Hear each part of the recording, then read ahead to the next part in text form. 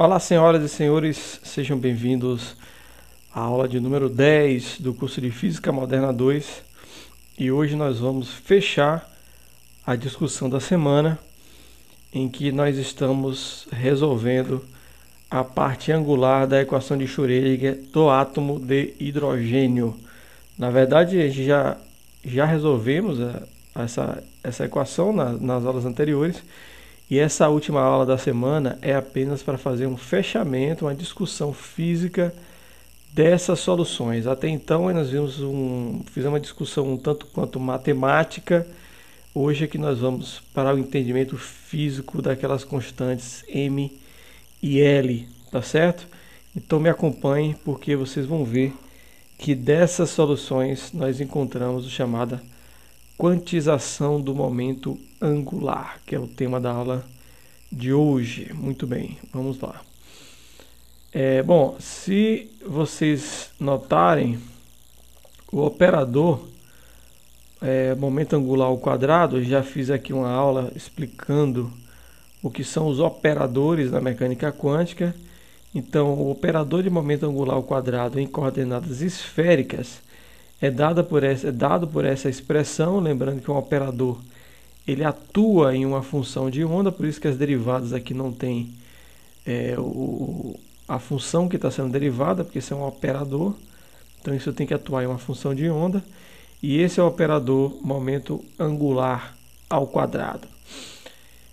Se vocês olharem lá a equação de Schrödinger na parte angular, notem que isso aqui se parece a versão. Isso aqui é justamente a equação na parte angular.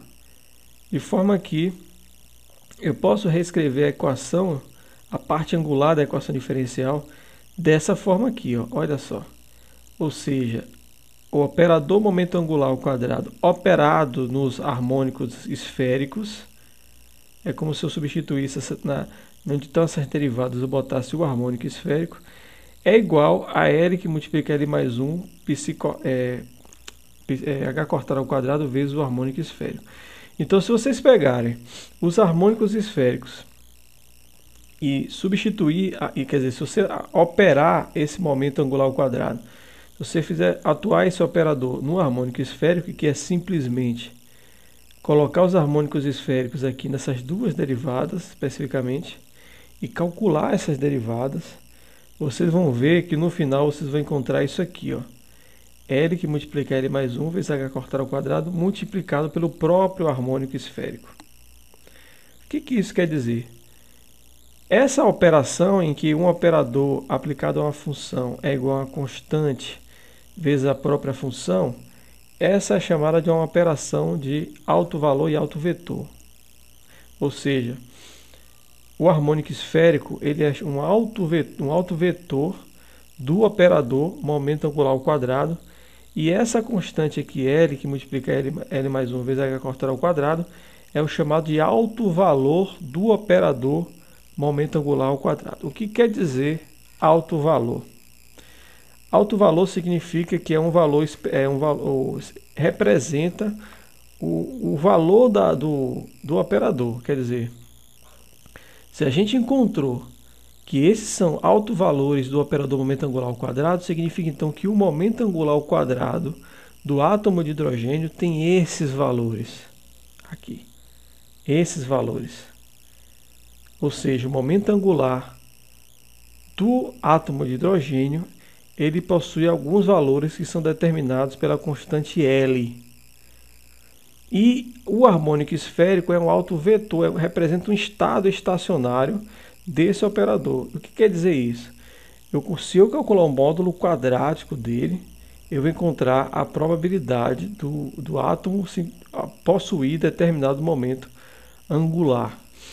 Então, os harmônicos esféricos são solução para a parte espacial, cujo alto valor, que é a constante aqui, ó, representa valores quantizados do momento angular. Então veja, a gente acabou de encontrar que os autovalores do operador momento angular ao quadrado, eles representam valores quantizados, valores discretizados, quer dizer, O momento angular do átomo de hidrogênio não pode ter qualquer valor, ele tem que obedecer a essa regra aqui, a raiz quadrada de L que multiplica L mais 1, multiplicado pela constante de Planck dividido por 2π, que é o H cortado.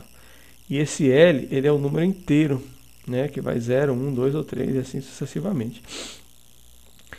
Ou seja, nós encontramos que o módulo do momento angular do átomo de hidrogênio é quantizado, certo? E esse número L, ele recebe o nome de número quântico orbital. Lembre-se disso, porque isso vai ser muito discutido ainda aqui no curso. Número quântico orbital representa o quê? É uma constante que determina qual é o módulo do momento angular do átomo de hidrogênio, do átomo de um elétron, né, basicamente. Muito bem, existem outros resultados interessantes aqui. Se a gente pegar, por exemplo, o operador momento angular na direção z, só a componente z do momento angular, nas coordenadas esféricas, que é dado por essa derivada aqui, multiplicado por essa constante. Se eu calcular essa derivada no harmônico esférico aqui, então calcular ddφ no harmônico esférico, lembrando que o harmônico esférico é o produto de duas funções, então a função que depende de θ, ela pode sair da derivada, porque a derivada é em função de φ.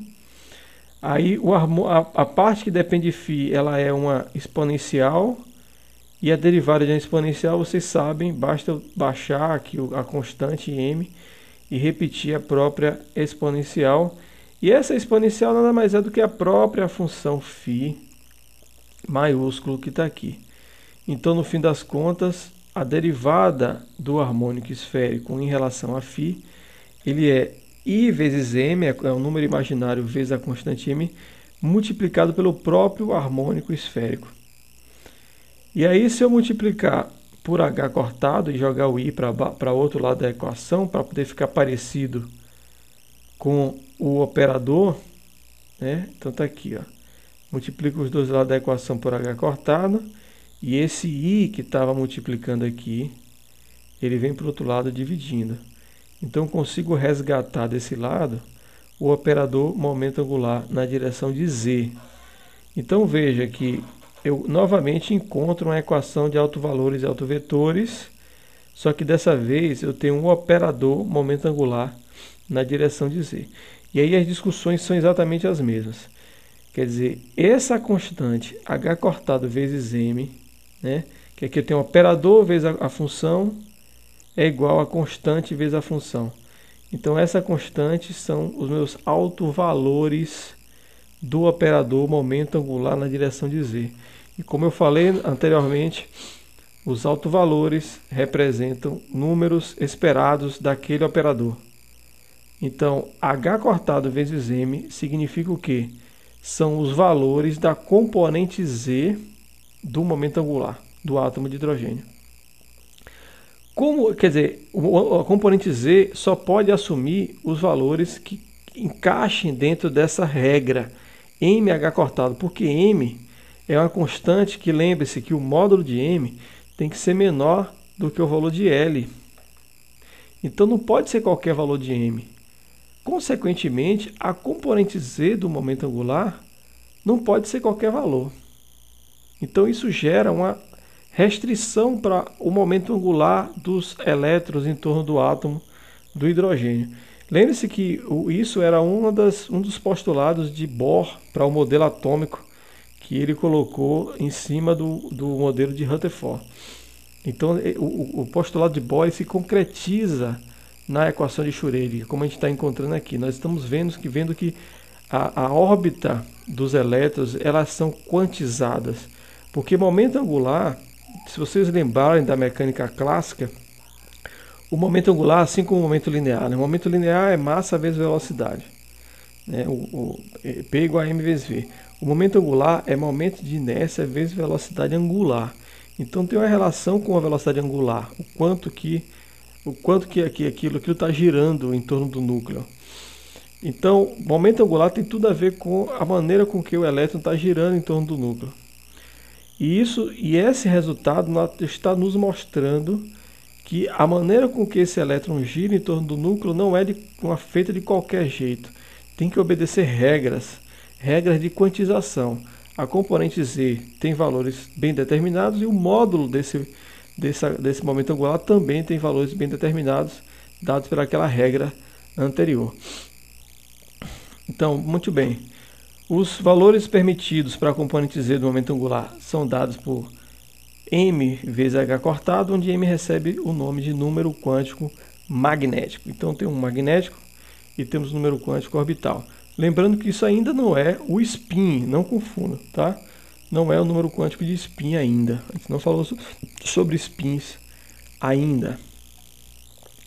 Então, lembrando, né, para um L fixo, para um momento angular fixo, significa que eu tenho o número quântico orbital fixo, bem definido. E uma vez que eu tenho um L bem definido, isso vai fazer com que eu consiga 2 vezes L mais 1, né? Que é 2 vezes L mais 1, de orientações possíveis no espaço. O M, lembrando, o número quântico magnético, o módulo dele tem que ser menor ou igual ao L. Então, por exemplo, se L vale 1, eu posso ter o M valendo menos 1, 0 ou 1. Se o L vale 2, então eu posso ter menos 1, menos 2, menos 1, 0, 1 e 2. Então sempre a regra é essa, é 2 vezes o valor de L mais 1, 1 por causa do 0 no meio.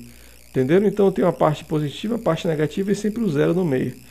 Ou seja, se eu tenho L valendo 2, por exemplo, eu tenho 5 possibilidades de M para compor esse sistema.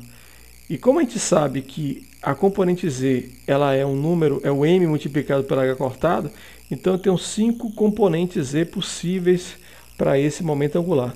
Então nessa figura aqui, ó, eu tenho a representação das possibilidades de componente angular, de componente na direção de z para um momento angular que vale que tem L igual a 2. Então veja que eu posso ter Lz igual a 2h cortado, igual a 1, igual a 0, igual a menos 1, igual a menos 2. A componente z representa justamente a inclinação que esse momento angular pode ter em relação ao eixo z, certo? Então é só para vocês terem a noção, é bom vocês relembrarem os conceitos de momento angular que vocês viram lá em mecânica clássica. Tá certo, gente? Eu recomendo que vocês dêem uma consultada, se bem que mecânica quântica é um pouco diferente, mas é bom vocês consultarem, porque a gente sempre tem que partir de algum conceito para poder compreender isso aqui. Então vejam, vimos que a ideia de quantização de órbitas de Bohr, ela foi resgatada aqui na solução da parte angular da equação de Schrödinger. E vimos que essa quantização não é feita de qualquer forma, ela é feita em cima de 2 números quânticos, o orbital e o magnético. E esses números quânticos também não são feitos de qualquer jeito, né? O magnético ele tem uma regra que depende do número quântico orbital, L. Tá certo? E lembre-se que isso é só a parte espacial, desculpa, a parte angular. A parte radial ainda vai ser calculada na próxima semana, mas depois a gente vai juntar tudo isso e ver como é que vai ser o comportamento da dinâmica do átomo de hidrogênio, segundo a mecânica quântica. Certo, gente? Então é isso aí, espero que vocês tenham compreendido. Sei que a discussão parece um pouco complicada, então eu recomendo fortemente que vocês refaçam essas contas e deem uma lida no material, no livro, e qualquer dúvida é só postar. Certo, galera? Então até a próxima e fui!